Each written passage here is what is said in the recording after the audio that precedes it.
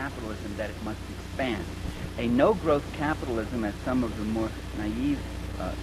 more naive ecologists have argued for, is a contradiction in terms. The reason you invest is to accumulate.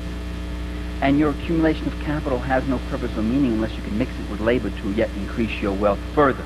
And of course you use large sums of it for personal consumption and for political power and for control of your culture and for that wonderful, good, happy life that you so like. Now that nature of expansion really affects the nature of, it's an important imperative, because it means capitalism also can never stay home. It goes abroad. If you ever saw the film Controlling Interest, there's a corporate president who says, those corporations that stayed regional in New England years ago and decided not to go national, we can't even remember their names. They died. We had to go national. And those of us who are now national know we have to go international. We have to invest abroad. So one of the laws of capitalist motion and development is this inexorable expansion. And that means expansion into an expropriation of the third world.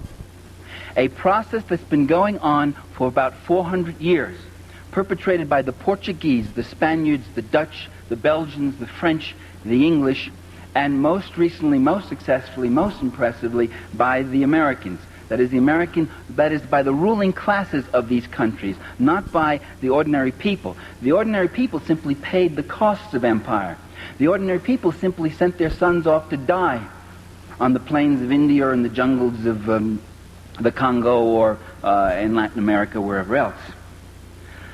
But that expropriation of the third world has been going on for 400 years, brings us to another revelation, namely that the third world is not poor. You don't go to poor countries to make money.